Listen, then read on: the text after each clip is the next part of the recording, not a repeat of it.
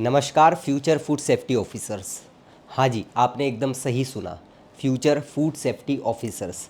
क्योंकि अगर आपके पास इस एग्ज़ाम से रिलेटेड पूरी की पूरी एलिजिबिलिटी है तो आप फूड सेफ्टी ऑफिसर्स बनेंगे ही बनेंगे। बस एक कंडीशन है कि इस वीडियो को पूरा देख लीजिएगा।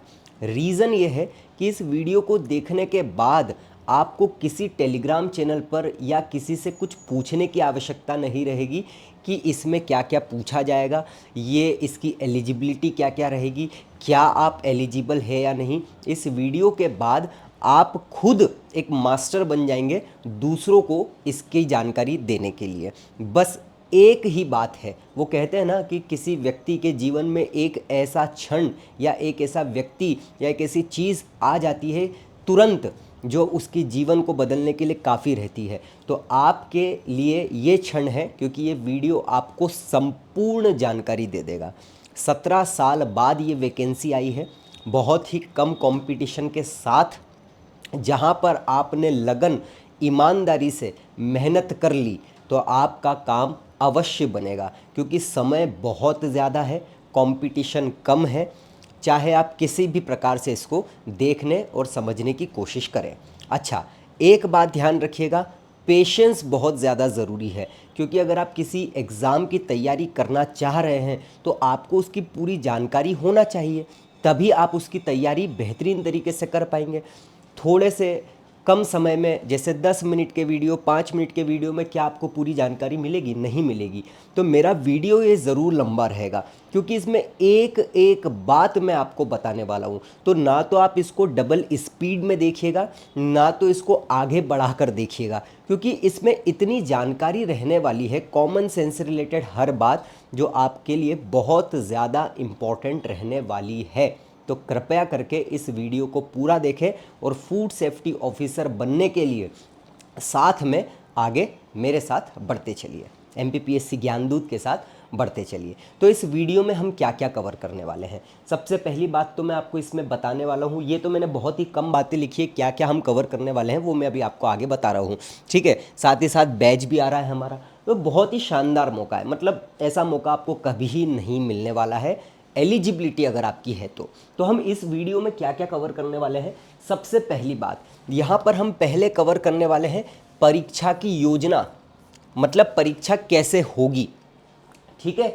आवेदन भरने की तिथि, क्या आयु रहने वाली है, क्या आयु सीमा में छूट रहेगी, क्या पात्रताएं हैं, इसी में सबसे ज़्यादा कन्फ्यूज़न है। आज ये ख़त्म हो जाएगा आपका, दूसरों को बता दोगे आप, इतने आसान तरीके से समझाऊंगा, जिसमें हमारे विद्यार्थियों ने बहुत ज़्यादा हमारी हेल्प की है ना, अलग अलग सोर्सेस ऑथेंटिक से लाकर बहुत ज़्यादा मदद करी, तो उनके लिए भी बहुत बहुत धन्यवाद। कुल पद कितने हैं, पद का विवरण कैसा है, कि क्या काम रहेंगे, कैसे कैसे काम यहाँ पर है, अन्य विवरण, परीक्षा शुल्क, पूरा सिलेबस डिकोड कर दूंगा मैं आपके लिए, बैच की डिटेल जिसमें पार्ट ए और पार्ट बी दोनों रहेगा। पार्ट ए सिलेबस चेंज हो गया है, बहुत सारे टीचर्स और यूट्यूब पर अभी पुराने ही सिलेबस बता रहे हैं। आज मैंने सिलेबस डाला तो बोलते हैं बच्चे सर ये तो सिलेबस में है ही नहीं जो आप पढ़ाने का बोल रहे हैं। मैंने बोला वापस से देखो। तो फिर यही थोड़ी सी चीज़ें हैं कि कम समय का वीडियो देखोगे तो जानकारी भी अस्पष्ट रहेगी, ठीक है। सॉरी। बैच का हमारा क्या फ़ायदा रहने वाला है, कैसे हम कवर करने वाले हैं, इस परीक्षा को देने के फ़ायदे और नुकसान क्या है, और महिलाओं के लिए विशेष, मतलब मैं आपको बोल रहा हूँ ना कि महिलाओं के लिए तो ऐसा है कि बस दे दो, मेहनत कर लो, काम आपका हो जाएगा। अगर कोई जॉब वाला भी है तो मैं उसके लिए भी एक पूरा का पूरा टाइम टेबल आपको आज ही बता दूंगा, आप आसानी से कर सकते हैं। मतलब मैं आपको क्या ही बोलूँ, इससे अच्छा वैकेंसी, इससे बेहतरीन वैकेंसी आपके रिक्वायरमेंट के अनुसार नहीं आने वाली है, ठीक है। चलिए, तो सबसे पहली बात हम परीक्षा योजना की बात कर लेते हैं। आराम से समझाऊंगा, देखो कुछ काम करते करते भी सुन लो, देख लो, लेकिन वीडियो पूरा देखना, और जिन्हें ज़रूरत है उनको भी पहुंचा देना। चैनल को सब्सक्राइब ज़रूर कर लेना, क्योंकि बहुत सारे वीडियो हमारे यहाँ पर भी इस एग्ज़ाम से रिलेटेड जल्द ही आने वाले हैं।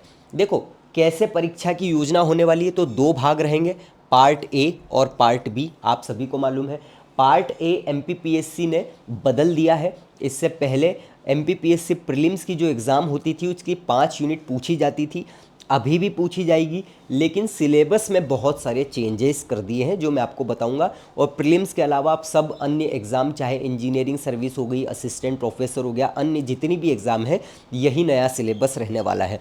ठीक है, तो सामान्य अध्ययन जो पार्ट ए है इसमें प्रश्नों की संख्या कुल 50 रहने वाली है, और जो बी है जो सब्जेक्टिव रहने वाला है वो 100 प्रश्न रहेंगे। कुल मिलाकर 150 प्रश्न, और पूर्णांक जो है 450 नंबर का रहेगा। साक्षात्कार आपका 50 नंबर का हो जाएगा। कुल अंक 500। ठीक है, अब यहाँ पर इंटरव्यू तब मायने नहीं रखता है जब आपने पार्ट ए और पार्ट बी दोनों को बहुत अच्छे से कवर किया है। देखो याद रखिए, सिलेक्शन पार्ट ए देगा, क्योंकि सब्जेक्टिव तो सब पढ़ जाएंगे। सब्जेक्टिव भी बहुत कठिन है, इधर उधर से पढ़ लोगे, आधा अधूरा पढ़ लोगे तो कुछ नहीं होने जाना है, वो सब आगे मैं आपको बताऊंगा। पार्ट ए बहुत महत्वपूर्ण है, सब मैं आपको भी थोड़ी देर में बताता हूँ। तो कुल अंक 500 रहेंगे। 3 घंटे का आपका पेपर होगा, OMR शीट पे होगा। ठीक है, बाकी सभी मैंने आपको बता दिया है। प्रत्येक प्रश्न 3 अंकों का होगा। ये परीक्षा योजना है। उसके बाद जो है यहाँ पर SC और सबके लिए उन्होंने क्या कर दिया, क्राइटेरिया दे दिया है। किस प्रकार से क्राइटेरिया दे दिया है कि भैया प्रश्न पत्र के 2 खंड होंगे, है ना। तो ये आपको ज़्यादा याद रखने की आवश्यकता नहीं है। इसमें बस वही बताया है कि मिनिमम इतने परसेंटेज लाना है, तो आपके लिए ये ज़्यादा ज़रूरी नहीं है, तो आप इसको नेगलेक्ट भी कर सकते हो। हाँ, नेगेटिव मार्किंग होगी, बहुत ज़्यादा ज़रूरी है ये।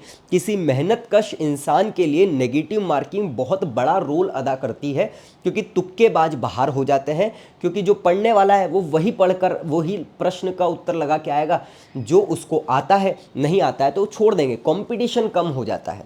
बहुत ज़रूरी है नेगेटिव मार्किंग, तो ये आपके लिए बहुत पॉजिटिव बात है नेगेटिव मार्किंग। अच्छा, पहली बात कि पहले हिंदी और केवल अंग्रेजी की बात करी गई थी कि केवल इंग्लिश में होगा पेपर, है ना। और कुछ बच्चे आज भी पूछ रहे हैं सर पेपर तो केवल इंग्लिश में होगा। आप अपडेट नहीं रहेंगे तो ऐसा ही होगा, कहीं से भी सुनोगे तो ऐसा ही होगा। प्रश्न पत्र हिंदी एवं अंग्रेजी दोनों में होगा। ठीक है, साक्षात्कार 50 अंकों का रहने वाला है, और ऑफलाइन शीट पर आधारित आपका पेपर होगा। ये परीक्षा योजना है। बेसिक सी बात मैंने आपको बता दी। चलिए आगे बढ़ते हैं। आवेदन भरने की तिथि कब से शुरू होने वाली है? तो आवेदन जो है 28 मार्च से, है ना, 28 मार्च 2025 से शुरू होंगे, और 27 अप्रैल 2025 तक ये फॉर्म आप भर सकते हो। MPPSC की वेबसाइट पर ऑनलाइन ही भराए जाएंगे। सिंपल। आयु की अगर हम बात करें तो ऐसा व्यक्ति जो 21 वर्ष से ऊपर का है और 40 वर्ष से नीचे है, तो वो आयु जो है 21 से 40 वर्ष तक के लोग फॉर्म भर सकते हैं। लेकिन यहाँ पर अब आप ट्विस्ट देखिए। पहली बात तो आयु की गणना 1 जनवरी 2025 से की जाएगी, ये ध्यान रखना। 21 से 40 बहुत होता है, फिर भी इसमें भी ऐसा बोल दिया गया है कि जो ST का है, जो SC का है, जो OBC का है, जो हैंडीकैप्ड है, जो सरकारी अधिकारी है, कर्मचारी है, सबसे बड़ी बात महिलाएं, चाहे वो अनरिजर्व्ड हो या रिजर्व्ड हो, उनको 5 वर्ष की छूट दी जाएगी, मतलब 45 साल तक। इसका मतलब ये है कि केवल जनरल पुरुष 40 साल तक के लिए एलिजिबल है, बाकी सब 45 साल तक के लिए एलिजिबल है ना। भूतपूर्व सैनिक जो है इनके लिए भी यहाँ पर ये आयु है। ठीक है। अच्छा, कितनी भी छूट दे दी जाए, अधिकतम 45 वर्ष है, ये बात आपको ध्यान रखना। इससे ज़्यादा किसी को भी छूट नहीं मिलेगी। तो आयु की छूट भी आपको पता चल गई। पात्रताओं की बात करते हैं। सबसे कठिन बात यहाँ पर बच्चों को यही दिक्कत दे रही है। तो फिर से मैं बोल रहा हूँ, बहुत सारे स्टूडेंट्स ने, क्योंकि हमने एक व्हाट्सएप ग्रुप बनाया है, बच्चों बोल रहे थे सर प्लीज़ आप लेके आ जाओ पार्ट बी लेके आ जाओ। हमने कल ही ग्रुप बनाया, अभी 350 से ऊपर बच्चे हो गए हैं उसमें, जो बैच लेंगे ही लेंगे, है ना। तो शैक्षणिक अर्हताओं की बात हम करते हैं, तो इसमें क्या बोला है? पहली बात तो UG वाले भी एलिजिबल, PG वाले भी एलिजिबल, PhD वाले भी एलिजिबल। ये बात आप समझ लो, है ना। जिनका UG हो, जिनका PG हो, जिनका PhD हो, ये सब एलिजिबल है। लेकिन क्या क्या होना चाहिए? खाद्य प्रौद्योगिकी, डेयरी, जैव प्रौद्योगिकी, तेल प्रौद्योगिकी, कृषि विज्ञान, पशु चिकित्सा विज्ञान, जैव रसायन विज्ञान, सूक्ष्म विज्ञान या रसायन विज्ञान, या फिर मेडिसिन में या तो ग्रेजुएट हो, PG हो, या फिर डॉक्टरेट या PG की मतलब पीएचडी उन्होंने करी है। यहाँ पर देखो जिन जिन ने इसका नाम लिखा है, ये जिनके पास है वो तो एलिजिबल है ही सही, ठीक है।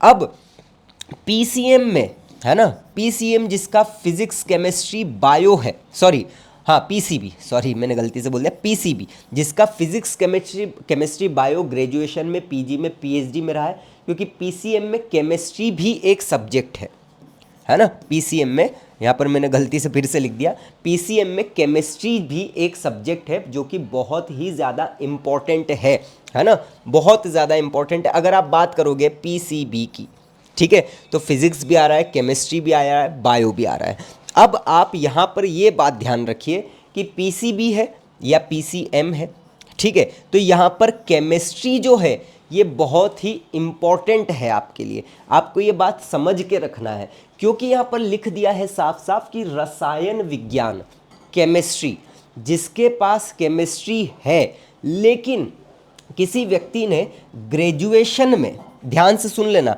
किसी व्यक्ति ने ग्रेजुएशन में केमिस्ट्री को एक सब्जेक्ट के रूप में पढ़ा हो और 3 साल पढ़ा हो, केमिस्ट्री 3 साल एक सब्जेक्ट के रूप में आपका होना चाहिए। इसी प्रकार से अंडर ग्रेजुएट में भी 2 साल आपने अगर पीजी किया है, अंडर ग्रेजुएट नहीं पीजी पोस्ट ग्रेजुएशन किया है, तो आपका 2 साल क्या होना चाहिए, केमिस्ट्री एक सब्जेक्ट के रूप में होना चाहिए सभी सेम में या सभी ईयर में, ठीक है। ये भी आपके लिए महत्वपूर्ण बात है, ठीक है। बाकी तो सीधा सीधा सब चीज़ें लिखी है, तो ये सब तो यहाँ पर एलिजिबल हो ही गए हैं। बस एक बात बच्चों को डाउट क्लियर करना था उन्हें कि केमिस्ट्री वाले जो बच्चे हैं जिनका ग्रेजुएशन, पोस्ट ग्रेजुएशन या पीएचडी में केमिस्ट्री जिनका एक सब्जेक्ट के रूप में है 3 साल या 2 साल या पीएचडी में, वो एलिजिबल है या नहीं, वो बिल्कुल एलिजिबल है।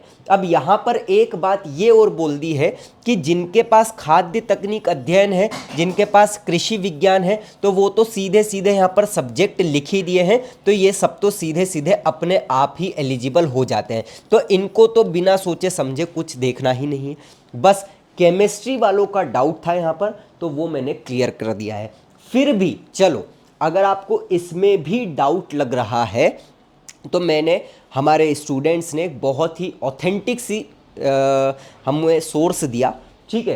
तो इसमें एक त्रुटि है, अब वो त्रुटि कैसी है, आपका जब फॉर्म भराएगा वहाँ पर ये त्रुटि हटा दी जाएगी, या तो अपडेशन भी आ जाए इसमें कि भैया केमिस्ट्री वाले भी एलिजिबल होंगे। अब हम इसी को और दूसरे सोर्स में देखते हैं। देखिए, ये लोक स्वास्थ्य एवं परिवार कल्याण विभाग मंत्रालय का राजपत्र है जो 18 जनवरी 2024 को 1 साल पहले आया था। इसमें बताया गया है 11वें नंबर पर खाद्य सुरक्षा अधिकारी के बारे में, 21 साल से 40 साल तक के बच्चे दे सकते हैं। यहाँ पर ये एलिजिबिलिटी दे दी है। क्या बोल रहा है, किसी मान्यता प्राप्त विश्वविद्यालय से खाद्य प्रौद्योगिकी, जैव प्रौद्योगिकी, डेयरी, तेल प्रौद्योगिकी, कृषि विज्ञान, पशु चिकित्सा विज्ञान या जैव रसायन विज्ञान या सूक्ष्म विज्ञान या रसायन विज्ञान या मेडिसिन, ठीक है।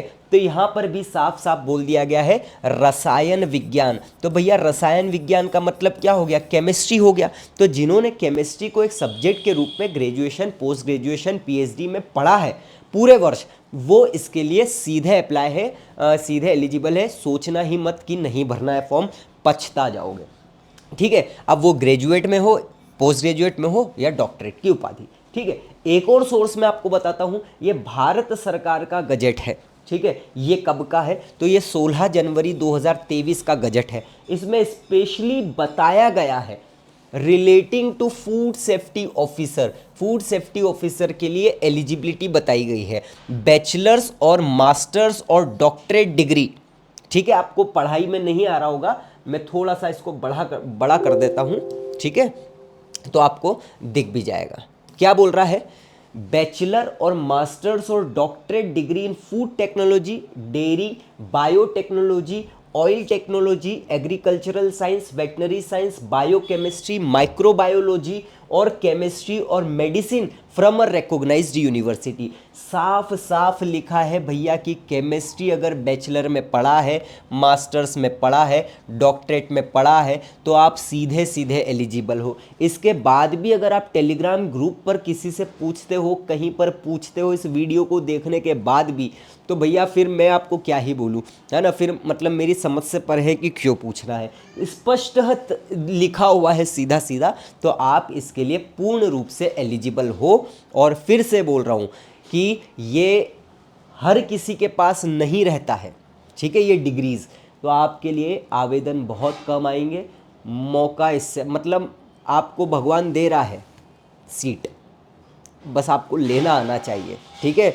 यही बात होती है कि समय का सदुपयोग करने वाला व्यक्ति, सही समय पर सही चीज़ को ग्रैब करने वाला व्यक्ति आगे बढ़ जाता है, बाकी उसका मुंह देखते रहते हैं। आप दिसंबर में पेपर होगा, मुंह देखते रहोगे और यार पढ़ लेते, तो वो सबसे फिर क्या है, फिर हाथ ही मलते रहना आप अपने, ठीक है। तो याद रखना केमिस्ट्री वाले एलिजिबल है, बस ग्रेजुएशन, पोस्ट ग्रेजुएशन, पीएचडी में केमिस्ट्री को एक सब्जेक्ट के रूप में आपने पढ़ा है। तो ये भी हो गई भैया, आज के बाद आप इसको किसी से पूछने की आपको ज़रूरत नहीं रहेगी, ठीक है। कुल पद कितने हैं, बस अब मैं आपको यही बताना चाह रहा हूँ कि मैंने देखा तो किसी भी स्टेट में एक साथ इतने पद कभी नहीं आए हैं। तो ये इतने अच्छे पद हैं ना कि आपको मैं क्या बताऊँ। जैसे एमपीपीएससी प्रीलिम्स के लिए 150 पद आए। अब वो 150 पद में भी EWS, ST, SC, OBC, general, pH, ठीक है, भूतपूर्व सैनिक, सबको डिवाइड कर दिए, 20-30 पद आ रहे हैं। फॉर्म 2.5 लाख भरा रहे हैं, फिर प्रीलिम्स देना है, फिर मेंस देना है, फिर इंटरव्यू देना है, यहाँ पर एक पेपर देना है और डिवीजन भी करोगे तो पद उतने ही आ रहे हैं, लेकिन आवेदन बहुत कम आएंगे। बेहतरीन मौका है आपके पास।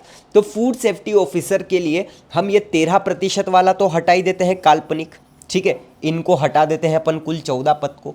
उसके बाद भी कुल 120 पद यहाँ पर आपको देखने को मिल रहे हैं, लेकिन 120 में से 14 हटाते तो 106, और किसी को भी निराश नहीं किया है। जनरल वालों के लिए 28, एससी के लिए 16, एसटी के लिए 28, ओबीसी 24, ईडब्ल्यूएस 10, अनरिजर्व्ड 10, ये महिलाओं के लिए अलग से बोल दिया गया है। एससी, एसटी, ओबीसी, ईडब्ल्यूएस, भूतपूर्व सैनिकों को भी दे दिया है, 1, 1, 2, 2, दिव्यांग जनों को भी दे दिया गया है, ठीक है। 4 और 8 ये OH और HH के लिए है, केवल VH MD के लिए नहीं है, और EWS भूतपूर्व के लिए नहीं है सॉरी, हर एक के लिए है, ठीक है। और बेशुमार पद है ये, बेशुमार, क्योंकि महिलाओं अलग है, SC ST अलग है, ठीक है। मतलब मैं तो ये बोल रहा हूँ कि काश मेरे पास ये डिग्री होती। खैर कोई बात नहीं, चलिए तो बढ़ते हैं आगे। बहुत ही अच्छे और बहुत ही शानदार पद है। सिलेक्शन कैसे होगा, कब होगा, अभी हम सब बात करेंगे आगे, ठीक है। चलिए पद के विवरण की बात करते हैं। तो विभाग जो है लोक स्वास्थ्य परिवार कल्याण चिकित्सा शिक्षा विभाग के अंतर्गत आएगा। भैया 3rd क्लास एग्जीक्यूटिव पद रहेगा आपका, स्थायी पद रहेगा, वेतनमान सबके लिए है, देख लेना भैया, है ना। कर्तव्य क्या है भैया, खाद्य सुरक्षा और मानक अधिनियम 2006 जो है और इसके जो नियम है 2000, इसमें जो कर्तव्य दिए गए वो आपको पालन करना है, ठीक है। पद का नाम खाद्य सुरक्षा अधिकारी। अगर आपने तैयारी शुरू कर दी, ठीक है, तो कुछ महीनों में आप फूड सेफ्टी ऑफिसर बन जाएंगे, है ना। स्क्रीनशॉट ले लेना मेरा, इस वीडियो का रिकॉर्डिंग भी ले लेना आप, ठीक है। सबके फोटो लगाऊंगा जो सिलेक्ट होंगे। चलिए आगे बात करते हैं। अन्य विवरण, तो अन्य विवरण में ऐसा कोई खास नहीं है, बस मैं आपको ये बता रहा हूँ कि मध्य प्रदेश के बाहर के भी इसको फॉर्म को भर सकते हैं, ठीक है। बस बाहर का कोई SC ST OBC अगर कोई है तो उसे यहाँ पर रिजर्वेशन नहीं मिलेगा, उसको जनरल से ही भरना पड़ेगा। बस यहाँ पर इतनी बात बोली गई है और कुछ भी नहीं बोली है, ठीक है। फिर हाँ, ये बात ध्यान रखना, किसी भी प्रवर्ग में मध्य प्रदेश की मूल निवासी महिलाओं के लिए आरक्षित पद उपयुक्त महिला अभ्यर्थी के अभाव में उसी प्रवर्ग के पुरुष अभ्यर्थी के द्वारा भरे जाएंगे। मतलब पुरुषों के लिए भी और फायदा कि महिलाओं के लिए जो आरक्षण है, अगर उसमें उतना नहीं मिल पाता है, देखो मैं तो मैं आपको बोल रहा हूँ कि अच्छे खासे, मतलब अच्छे खासे लोग जो है महिलाओं में इसको फॉर्म आपको भरना ही भरना है, चाहे कुछ भी हो जाए, ठीक है। तो उसी प्रवर्ग के जनरल वालों में अगर महिलाओं में नहीं मिलते तो जनरल के पुरुष को सीट दे दी जाएगी, ये साफ साफ स्पष्ट रूप से बोल दिया है। और यहाँ पर शॉर्ट में बता दिया है, विज्ञापन तिथि 31 दिसंबर को आ चुकी है। ऑनलाइन आवेदन जो है 28 मार्च से शुरू हो जाएंगे। ऑनलाइन आवेदन की अंतिम तिथि 27 अप्रैल से शुरू हो जाएगी। ऑनलाइन आवेदन में त्रुटि सुधार 1 अप्रैल से शुरू हो जाएगा। ऑनलाइन आवेदन में त्रुटि सुधार करने की अंतिम तिथि 29 अप्रैल। बाकी प्रवेश पत्र, लिखित परीक्षा, इंटरव्यू सब बात में बताई जाएगी भैया, ठीक है। तो ये लगभग आपकी दिसंबर में पेपर जाएगा, तो आप अंदाज़ा लगा लो अप्रैल मार्च अप्रैल मई जून जुलाई अगस्त सितंबर अक्टूबर नवंबर दिसंबर 9 महीने हैं आपके पास, ठीक है। 8 से 9 महीने आराम से है। चलिए, परीक्षा शुल्क तो भैया सीधी सी बात है, ST SC OBC EWS दिव्यांगजन के लिए 250 रुपये, बाकी सभी के लिए और बाहरों के लिए 500 रुपये, ठीक है। सिलेबस तो सिलेबस जिसको ये PDF मिलेगी, आप सीधे इस पर लिंक पर क्लिक कर देना, आपको डाउनलोड हो जाएगा, ठीक है। और बाकी जो है MPPSC की वेबसाइट पर जाकर आप डाउनलोड भी कर सकते हैं, ठीक है। अब हम सिलेबस पर चर्चा कर लेते हैं पहले, ठीक है, क्योंकि मैं इसके बाद धीरे धीरे सब पर आने वाला हूँ, ठीक है। तो MPPSC यहाँ पर हम आ गए, MPPSC की वेबसाइट पर चल देते हैं।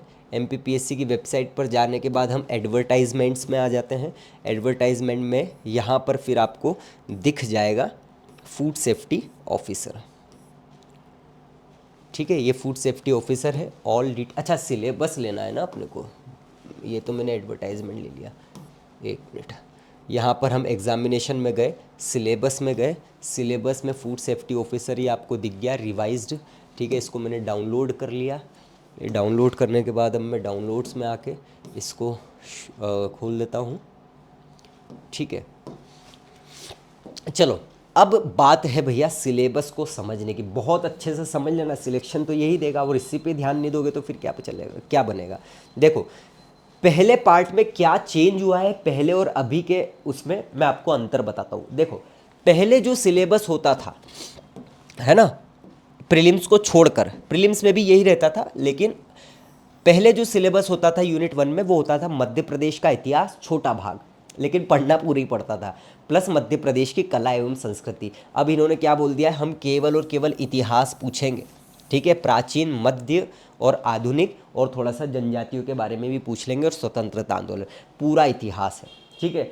आज तक इससे बाहर हमारा एक भी प्रश्न नहीं गया है पिछले 5-6 साल में, एक भी प्रश्न, कितना भी कठिन हो तो जाने की आवश्यकता ही नहीं है, वापस से पढ़ेंगे, ठीक है। मध्य प्रदेश का भूगोल, यहाँ पर बस एक चीज़ एक्स्ट्रा ऐड की है, बाकी लगभग सब वही है। 2 चीज़ें, यातायात और खाद्य प्रसंस्करण उद्योग, इसके अलावा कुछ नहीं हो। क्यों ऐड किया है आपको पता ही, समझ में आ जाएगा। पार्ट बी में पढ़ लोगे तो यहाँ पढ़ने की आवश्यकता ही नहीं पड़ेगी। मध्य प्रदेश का भूगोल है। यूनिट 3 में सबसे बड़ा चेंज किया गया है। क्या चेंज किया गया है, इसको 2 भाग में बांट दिया गया है, मध्य प्रदेश की राजनीति और मध्य प्रदेश की अर्थव्यवस्था। इसमें वही बहुत सारी चीज़ें तो वही है, लेकिन कुछ चीज़ें ऐड करिए, जैसे यहाँ पर ST SC एक्ट पूछ लिया है, पैसा पर्यावरण संरक्षण मध्य प्रदेश गोवन, मैंने ये 3-4 तो पढ़ा के ख़त्म भी कर दिए। आपको कैसे मिलेंगे अभी मैं आपको बताता हूँ। बाकी वही राज्य चुनाव आयोग, राज्य सूचना आयोग, राज्य अनुसूचित जाति, राज्य अनुसूचित जनजाति, पिछड़ा वर्ग और ये सब, और बाकी छोटी, ये तो एक एक टॉपिक एक एक क्लास में 2-2 3-3 हो जाएंगे, है ना। एक तो मध्य प्रदेश की राजनीति हो गई, फिर मध्य प्रदेश की अर्थव्यवस्था हो जाएगी। ये केवल और केवल आपको क्या पढ़ना है, आर्थिक सर्वेक्षण, और परसों आ भी चुका है नया, तो जब PDF आ जाएगी तब पढ़ेंगे इसको, ठीक है। पूरा आर्थिक सर्वेक्षण पर बेस्ड प्रश्न आएंगे इस पर। फिर इससे पहले यूनिट 4 में करंट अफेयर होता था, वो हटा दिया है पूरा, और अब केवल और केवल जनजाति दे दी है। और इसमें एक टॉपिक हमने पिछले 4 दिन में ख़त्म भी करवा दिया है यूट्यूब पर फ्री में ही, मध्य प्रदेश के जनजातियों से संबंधित संवैधानिक प्रावधान। अभी सभी चीज़ें बता रहा हूँ मैं क्लास से रिलेटेड, ठीक है। और यूनिट 5 में क्या कर दिया है, कंप्यूटर प्लस करंट अफेयर्स एक साथ ऐड कर दिया है। और कंप्यूटर में 9 प्रीलिम्स में टॉपिक होते थे, उनमें से 7 हटा दिए हैं, बाकी कुछ चीज़ें ऐड कर दिए एक्स्ट्रा, जैसे machine learning, cloud computing, data science, internet of things का आधारभूत ज्ञान, ठीक है। चलो, अब पार्ट बी में जाने से पहले तो मैं आपको बताता हूँ, है ना, वो बच्चे जिनको ये लगता है, फिर से बोल रहा हूँ, जिनको ये लगता है कि प्रीलिम्स के लिए आपने ये 5 यूनिट पढ़ी है तो हमको इसकी कोई टेंशन नहीं है। देखो बेटा, प्रीलिम्स का पेपर एज़ कंपेयर टू बाकी ये जो पेपर एमपीपीएससी लेता है जिसमें 5 यूनिट कॉमन आती है, जैसे इंजीनियरिंग सर्विस हो गई, कोई भी एग्ज़ाम, उसका पेपर टफ होता है, पहली बात है ना, याद रखिएगा। दूसरी बात, अब तो सिलेबस ही चेंज कर दिया गया है। अगर सिलेबस चेंज कर दिया गया है मतलब syllabus change in the sense कि 30-40% तो नया ऐड किया ही है। अब आप सोचो कि ये नहीं पढ़ेंगे, पुराने से ही काम चल जाएगा, तो बेटा काम चलने वाला है नहीं, क्योंकि नए से प्रश्न आएंगे और वही आपका नंबर बढ़ाएंगे। याद रखिएगा, अगर 50 में से, मैं आपको अभी भी बोल रहा हूँ, 50 में से 34-35 नंबर इसमें बच्चे एवरेज लेके आएंगे, इससे ज़्यादा नहीं लाएंगे, क्योंकि कंटेंट ही नहीं मिलता है जैसा पूछते हैं। लेकिन आप अगर हमारे Telegram channel Amit Shukla notes, link नीचे भी दे रहा हूँ मैं आपको, हर बार मैंने बताया है, चाहे फॉरेस्ट सर्विस हो, चाहे कोई सी भी एग्ज़ाम हो जिसमें कॉमन रहता है, हमेशा हमारे में से 44 से 45 प्रश्न सीधे सीधे आए हैं। मैंने तो स्क्रीनशॉट डाल के रखा हुआ है ना, कोई झूठ वूठ तो अपना काम है नहीं बोलने का, वरना इतने बच्चे रहते क्यों, है ना। तो 44 से 45 मतलब इतने नंबर तो हम यहीं पर बढ़ा लेंगे, और एक एक दो दो नंबर यहाँ पर मायने रख जाएगा। तो पार्ट ए भी उतना ही डीप में, उतना ही डिटेल में पढ़ना है जितना पार्ट बी पढ़ना है, और ये बहुत बड़ा रोल अदा करने वाला है आपकी एग्ज़ाम को निकालने के लिए। आपके पास कोई भी नोट्स हो, साइड रख देना, आपको कुछ एक्स्ट्रा लेने की ज़रूरत नहीं है बैच के अलावा। सब मैं डिटेल में आपको दूंगा, with notes, with recorded, with live lectures. नहीं आए तो आप तो फिर मुझे बोलना, ठीक है। तो आप ये समझ के रखो, पार्ट ए बहुत बहुत बहुत महत्वपूर्ण है। ऊपर ऊपर का पढ़ के जाओगे तो देखो 20 नंबर लाके ताली बजाने से, खुश होने से तो सिलेक्शन होगा नहीं, है ना। और 25-30 तो सब लेके आएंगे। सिलेक्शन कब होगा? जब यहाँ पर 10 नंबर 15 नंबर बढ़ा लोगे तो पार्ट बी को देने में मज़ा आएगा, ठीक है। पार्ट बी की बात करते हैं। अच्छा, चीज़ें कठिन कब लगती है? जब पहली बार आप देख रहे हो, है ना। ऐसे ही बहुत सारे बच्चों ने सुपरवाइज़र की एग्ज़ाम की तैयारी शुरू करी थी। मैंने केवल और केवल 500 बच्चों के लिए बैच शुरू करी थी, 500 बच्चों के लिए। ये आपको भी याद है, सुपरवाइज़र है ना। तो आज के समय में 2500 से ज़्यादा बच्चे प्लस सब्सक्राइबर है उसमें, प्लस मेंबर है, और उनके एवरेज मार्क्स आ रहे हैं 170 171 एवरेज मार्क्स बता रहा हूँ मैं आपको ये, ठीक है। ऊपर भी है नीचे भी है, ठीक है, एवरेज है ये, तो आप अंदाज़ा लगा सकते हो। तो उनको पहली बार जब देखा तो सिलेबस कठिन लगा, क्योंकि पहली बार देखा था। जब डिटेल देखी और पढ़ा, अरे सर मज़ा आ गया। आपके अपने इसी यूट्यूब चैनल पर सुपरवाइज़र के कितने ही टॉपिक मैंने फ्री में पढ़ा है, जाकर देख लीजिए, आपको डेप्थ का अंदाज़ा हो जाएगा। और जो डेप्थ में गोता लगा के पढ़ाई करता है, कठिन प्रश्न तो वही सॉल्व करेगा। केवल एमसीक्यूज़ लगा लेने से, 500-500 पेजेस की किताब ले जाने से कुछ भी नहीं होगा, क्योंकि आपको मालूम ही नहीं है कि फ़िल्टर क्या करना है, क्या पूछा जाएगा, कैसे पूछा जाएगा, है ना। चलिए, तो एक है भैया बुनियादी खाद्य विज्ञान का परिचय, बेसिक से बेसिक चीज़ें रहेगी, है ना। बहुत आसान यूनिट है, सब कुछ देख लिया है मैंने, अभी इसी पर काम कर रहा हूँ मैं, है ना। तो इसमें बहुत ही बेसिक सी बातें हैं, जैसे बुनियादी खाद्य विज्ञान है, खाने से रिलेटेड, जैसे उसका इतिहास, उसका संरक्षण, है ना, मध्य प्रदेश के आदिवासी भोजन, खाद्य घटक, ये कार्बोहाइड्रेट, प्रोटीन, विटामिन, खनिज, एंजाइम, ये सब अभी अपन ने मैक्रो न्यूट्रिएंट पढ़ी है, वही सब है, ठीक है। फिर कार्बोहाइड्रेट, लिपिड मतलब फैट, प्रोटीन, विटामिन, फाइबर और खनिज, तो ये सब, ये पूरा का पूरा सिलेबस सुपरवाइज़र का है, ठीक है। बाकी ये भी बहुत बेसिक है, ठीक है। सूक्ष्म खाद्य सूक्ष्म विज्ञान या सूक्ष्म जीव विज्ञान, बैक्टीरिया से रिलेटेड चीज़ें यहाँ पर पूछी जाएगी, है ना। सूक्ष्म जीवों की सामान्य विशेषताएं, वर्गीकरण, आकृति विज्ञान, खाद्य में विषाक्तता, फूड पॉइजनिंग जो होती है उससे जनित रोग जो होते हैं, विषाक्त पदार्थ जो होते हैं, खाद्य किण्वन होता है, किण्वित खाद्य और पेय पदार्थ, यही सब चीज़ें बहुत ही सिंपल, दाल, तेल, पोल्ट्री, मछली, इन सब से रिलेटेड, खराब होना खाना कैसे अच्छा रख सकते हैं, ये सभी चीज़ें पूछी जाएगी, ठीक है। फिर तीसरी यूनिट जो है खाद्य और पोषण से रिलेटेड, यहाँ पर मेनली आपसे बीएमआई, बॉडी मास इंडेक्स पूछा जाएगा, आईसीडीएस पूछा जाएगा, फिर आरडीए जो आरडीओ होता है ना, आईसीएमआर देता है, ठीक है, अनुशंसित आहार भत्ता, ये सुपरवाइज़र की एग्ज़ाम के लिए पूछा जाएगा। फिर ये वहीं आ गए खाद्य और पोषण, सो सब ये चीज़ें लगभग लगभग फिर से माइक्रो मैक्रो और कुपोषण और पोषण से रिलेटेड, जो ऊपर से रिलेटेड ही है। फिर खाद्य संरक्षण, पैकेजिंग और भंडारण, किस प्रकार से उसका संरक्षण करें, किस प्रकार से उसकी पैकेजिंग, किस प्रकार से उसका प्रिजर्वेशन करें, किस प्रकार से उसको प्रोसेस करें, ए से लेकर बी तक यहाँ पर है। अच्छा, इसके मेरे पास इतने बेहतरीन नोट्स मिले ना, मतलब मैंने आसपास की कुछ प्रीवियस ईयर जो दूसरी जगह स्टेट्स में प्रश्न लिए हैं, फिर मैंने उस किताब से मिला है। किस्मत की बात ये थी कि मैं एक बार गया था कहीं, वहाँ से मैंने वो किताब, पता नहीं मतलब अब भगवान ने बोला था कि इसकी तैयारी करवाना है आपको तो ले लो, है ना, तो मैंने वो किताब ले ली।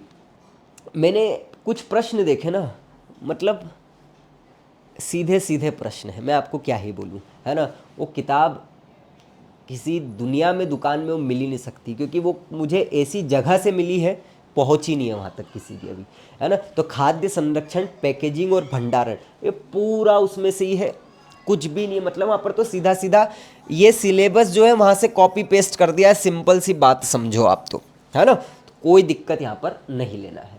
5वीं यूनिट की हम बात करते हैं, भारतीय कृषि प्रणाली। सब कुछ बागबानी आ गया, कृषि की स्थिति आ गई, जैविक कृषि, बतख पालन, सुअर पालन, मछली पालन, है ना, किसानों से रिलेटेड बातें, नाबार्ड, आईसीएमआर, ये सब केवी के, अभी सब तो पढ़े अपन सुपरवाइजर में, वही सब चीज़ें। फिर यहाँ पर पैरामीटर्स आ जाएंगे भैया, है ना, कुछ अधिनियम आपको पढ़ना है, ठीक है, और बाकी कुछ पैरामीटर्स रहेंगे, कैसे स्वच्छता रख सकते हो, कैसे सुरक्षा रख सकते, क्या क्या उनकी गुणवत्ता रहेगी, ये सभी बेसिक बात यहाँ पर है, ठीक है। फिर यहाँ पर एकीकृत कृषि उत्पादन प्रौद्योगिकी आ जाएगी, यूनिट 7।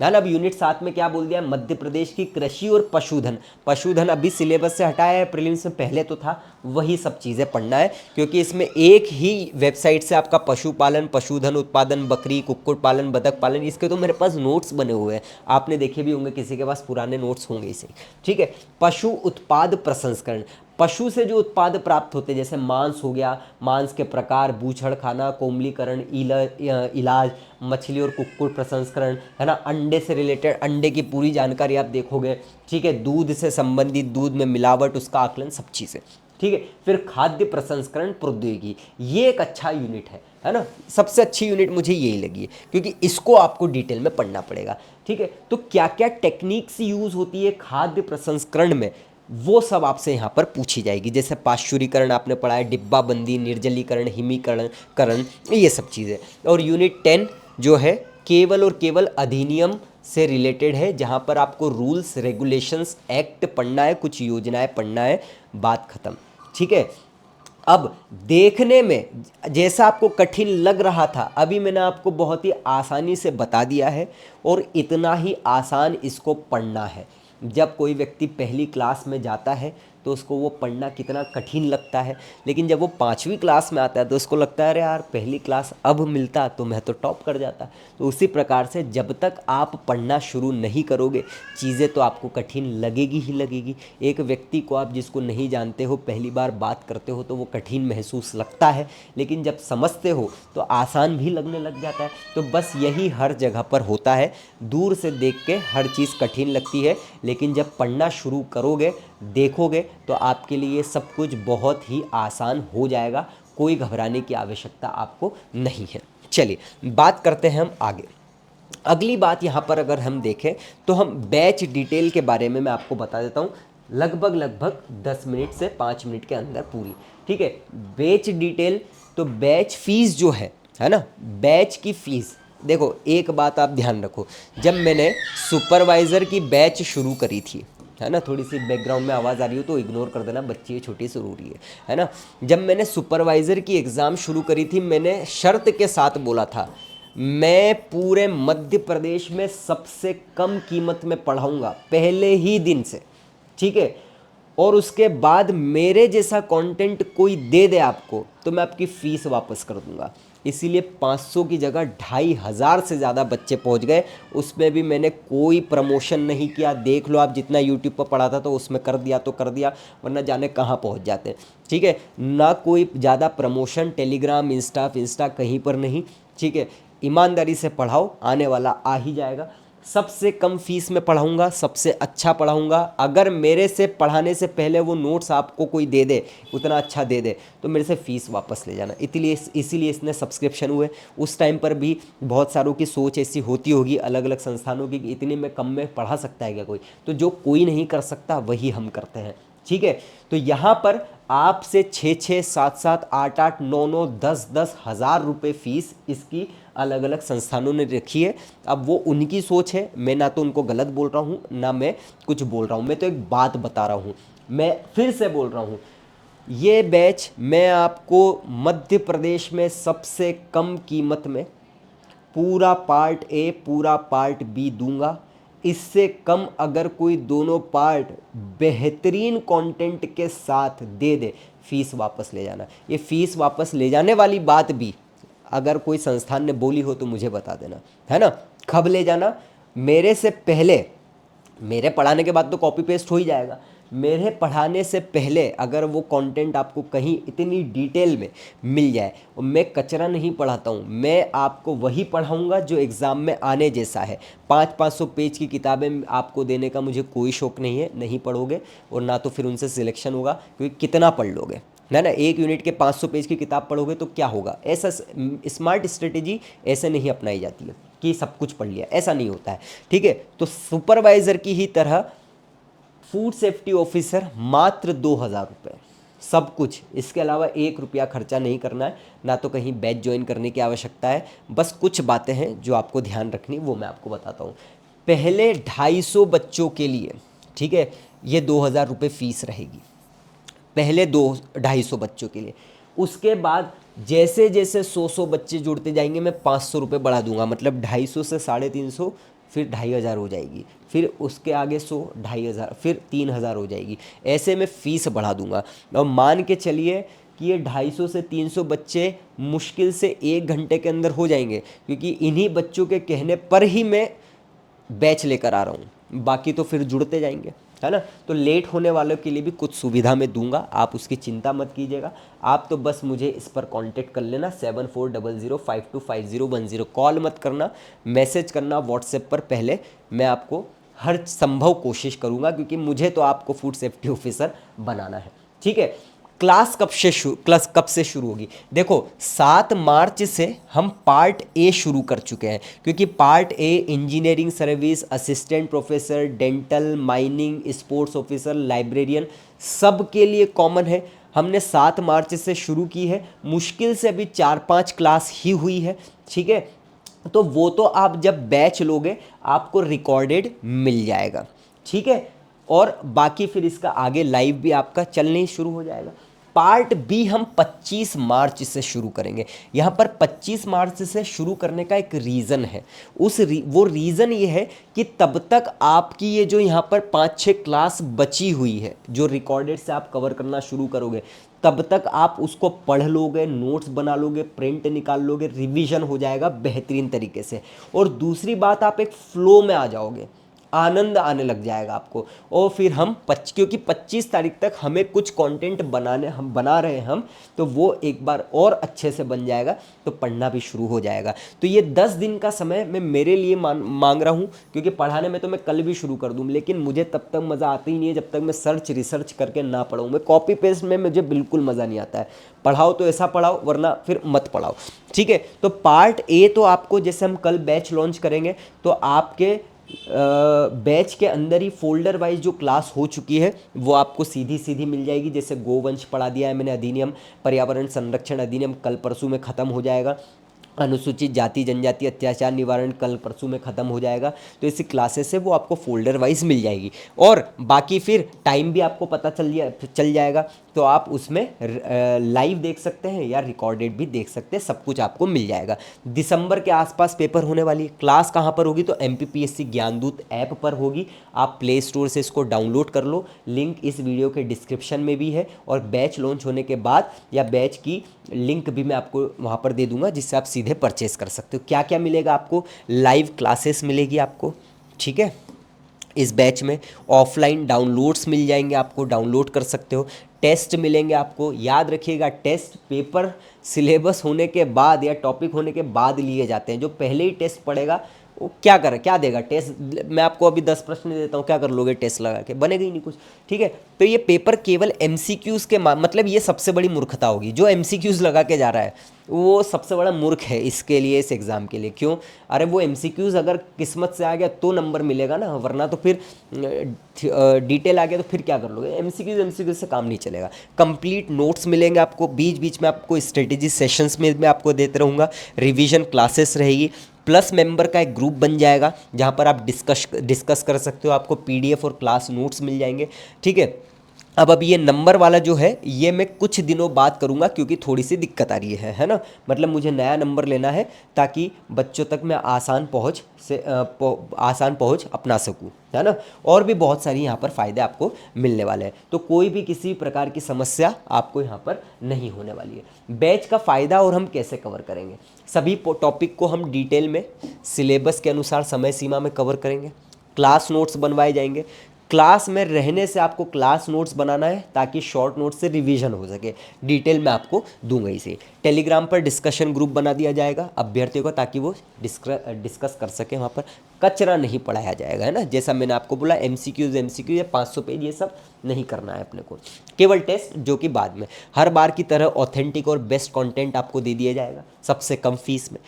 बैच हिंदी में रहेगी, लेकिन इंग्लिश मीडियम के बच्चों को बिल्कुल समस्या नहीं आएगी। क्यों? पहली बात तो पूरी तरह से ऑब्जेक्टिव बेस्ड रहेगी। ठीक है, हम कठिन टर्म्स को इंग्लिश में भी देने की कोशिश करेंगे और क्लास में रहकर समझने से आपकी सब समस्या पूर्ण हो जाएगी। तो अगर हिंदी मीडियम है, इंग्लिश मीडियम है, ये सोचकर आप बैच नहीं लोगे, तो जब आप फिर सोचने की कोशिश करोगे कि चलो ले लेते हैं, तब आपका समय निकल जाएगा और आप पीछे बहुत हो जाएंगे। तो ये हिंदी इंग्लिश वाला मेरी मतलब क्लास में इंग्लिश मीडियम वाले बच्चे ज़्यादा निकाले हुए हैं प्रीलिम्स एग्ज़ाम, है ना, जो कोर्स हम लेके आते हैं। क्यों? क्योंकि जब फ्लो में आ जाते हो ना तो आपको दिक्कत नहीं होती, तो आपको चिंता करने की आवश्यकता नहीं है। सिलेबस खत्म होने पर हम टेस्ट ले लेंगे। अलग अलग राज्यों के इसी परीक्षा के प्रश्न पत्र जो अलग अलग एफएसओ के पेपर हुए हैं उनको हम देंगे बाद में। पार्ट एवं पार्ट बी दोनों पर एक समान दृष्टिकोण अपनाया जाएगा। ठीक है, पार्ट ए नए सिलेबस के अनुसार कवर करवाया जाएगा। क्लास लाइव एवं रिकॉर्डेड दोनों रहेगी। किसी भी प्रकार की समस्या के लिए आप ये नंबर पर कांटेक्ट कर लेना व्हाट्सएप पर मैसेज के द्वारा। बाकी अन्य सभी सुविधा जो आप सोच सकते हो। ठीक है, चलिए इस परीक्षा को देने के फायदे और नुकसान। तो नुकसान तो कुछ है नहीं, ठीक है, कोई नुकसान नहीं। फायदे, जब तक सभी को पता चलेगा, है ना, तब तक आपके सिलेबस कंप्लीट होना शुरू हो जाएंगे। ठीक, हर विद्यार्थी को परीक्षा नहीं दे सकता, क्योंकि ये हर कोई दे नहीं सकता है। तो भैया सीधी सी बात है, आवेदन भी कम होंगे। आवेदन कम होंगे तो कंपटीशन कम रहेगा। सीधी सी बात है, जो जितनी ज़्यादा मेहनत करेगा वो पा जाएगा। ठीक है, तो सीमित संख्या में आवेदन है, पद की संख्या अधिक है, इसलिए चांसेस आपके बढ़ जाएंगे, कट ऑफ कम चले जाएगा। केवल वस्तुनिष्ठ प्रकार का प्रश्न पेपर होने वाला है, ऑब्जेक्टिव होने वाला है। पेपर दो और सिलेक्शन लो, वन डे एग्जाम जैसा हो गया ये। ठीक है, एक पेपर देकर आप सिलेक्शन पा लेंगे, क्योंकि नंबर अच्छे हैं तो इंटरव्यू के मार्क्स इतने ज़्यादा नहीं मायने रखेंगे, लेकिन नंबर ही अच्छे हैं तो फिर इंटरव्यू में आपको 30 भी आ गए तो भी आपका काम बन जाएगा। नेगेटिव मार्किंग है तो तुक्केबाज बाहर हो जाएंगे। जो सबसे अच्छा पढ़ेगा वो 100% सिलेक्ट होगा। आधा अधूरा पढ़ने वाले, देर से तैयारी शुरू करने वाले, एमसीक्यूज पर डिपेंड रहने वाले, कुछ तो भी किताब इधर उधर से 100-200 की लेके आने वाले। क्योंकि अब आप खुद सोचो, इतना बड़ा सिलेबस 10 यूनिट का, एक किताब में देखो बेचने वालों को बेचना है, ठीक है, उनको मालूम है मूर्ख खरीद भी लेंगे। ठीक है, 10 यूनिट 200-300 पेज में कैसे आप कवर कर दोगे, है ना। अब बच्चों को ये कि एक ही जगह सब मिल गया है ना। अब एक कुछ किताब है, चलो मैं अब वो एग्जाम्पल नहीं देना चाहता हूँ, छोड़ देते हैं अपन, है ना। तो ऐसा नहीं करना है आपको, खुद के ऑथेंटिक वेल रिसर्च नोट से ही काम चलेगा। ठीक है, और भी बहुत कुछ। चलिए, महिलाओं के लिए विशेष आरक्षण है, तो स्वर्णिम मौका है महिलाओं को, तो मतलब बेस्ट मौका है। पुरुषों के लिए भी वही बेस्ट मौका है, लेकिन महिलाओं के लिए तो और ज़्यादा बेस्ट मौका है। ठीक है, अलग से आरक्षण का प्रावधान है, हर कोई आवेदन नहीं भरेगा, तो सीमित संख्या है। सिलेक्शन कैसा होगा, अब मैं आपको सिलेक्शन की बात बता देता हूँ। देखो, हमारी कोशिश क्या रहेगी, क्योंकि हम जॉब वाले को भी देखेंगे, हाउस वाइफ्स को भी देखेंगे। ठीक है, हाउस वाइफ्स भी रहेंगे यहाँ पर, फिर स्टूडेंट्स भी रहेंगे, कोई दूसरी एग्ज़ाम की भी तैयारी कर रहा है जैसे भी। तो हम इस प्रकार से यहाँ पर टाइम टेबल बनाएंगे कि भैया 2 हम क्लास लेंगे प्रीलिम्स की, 2 हम क्लास लेंगे पार्ट ए की, ठीक है, मतलब 2 घंटे। 2 क्लास हम लेंगे फॉर पार्ट बी के लिए, मतलब एक सेकेंड ठीक से लिख देता हूँ ना। 2 क्लास हमारी रहेगी पार्ट ए के लिए, 2 क्लास हमारी रहेगी पार्ट बी के लिए। टोटल मतलब हो गए आपके 4 घंटे। और ये भी हम एक साथ नहीं रखेंगे, डिवाइड कर देंगे, या तो सुबह या दोपहर या शाम में। तो इससे आपका एक पार्ट कंप्लीट हो जाएगा, उसके बाद आपको समय मिल जाएगा उसको रिवीजन करने का। फिर शाम में क्लास हो गई, उसके बाद उसको रिवीजन करने का मौका मिल जाएगा। तो 2 घंटे की क्लास का रिवीजन आप आधे घंटे में लगभग कर लोगे, और यहाँ पर भी आधे घंटे में आप धीरे धीरे कवर कर लोगे।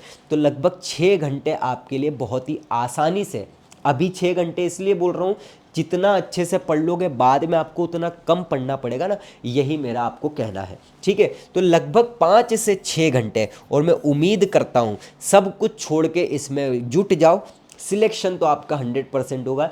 1-2 टॉपिक ही जब आप पढ़ना शुरू करोगे ना, आपको तभी आइडिया हो जाएगा। मैं आपको लिख के दे रहा हूँ, तभी आइडिया हो जाएगा। जैसे सुपरवाइज़र में लोगों को कॉन्फिडेंस आ गया था, और वो कॉन्फिडेंस उनके नंबर से दिखा भी है।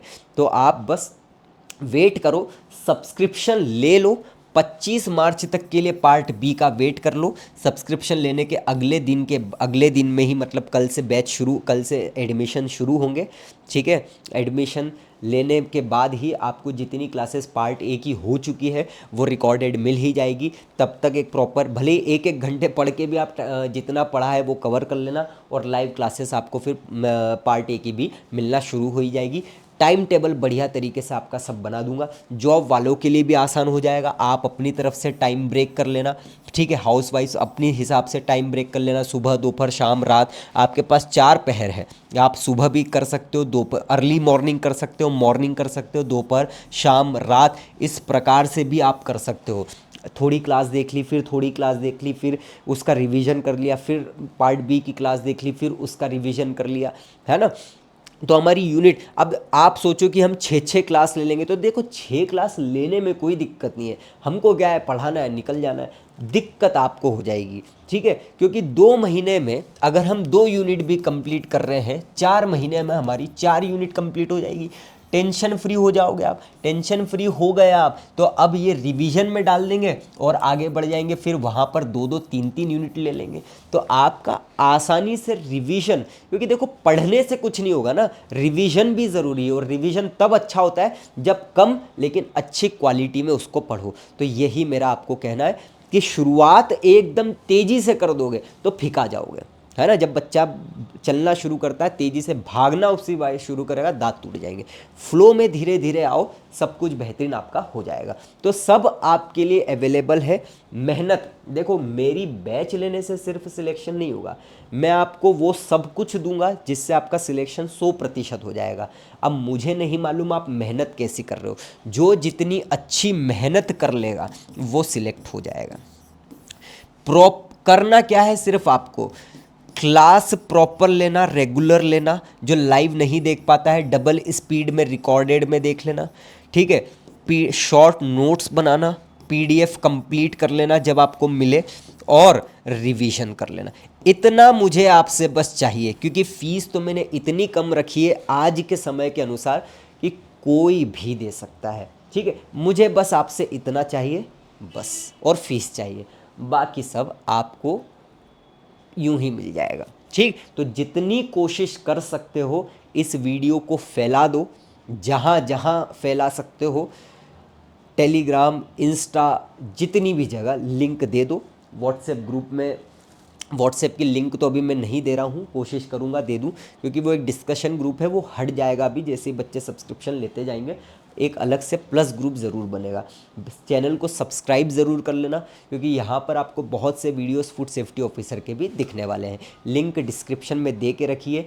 कल से हम बैच में एडमिशन शुरू कर रहे हैं, कल से, ठीक है, इस बैच में। चलिए, तो आज के लिए इतना काफ़ी है। बाकी जितनी भी बैचेस है उसकी डिटेल भी लिंक में डिस्क्रिप्शन में दे के रखिए। Thank you so much. जय हिंद, जय भारत, जय महाकाल। मिलते हैं अगली क्लास में।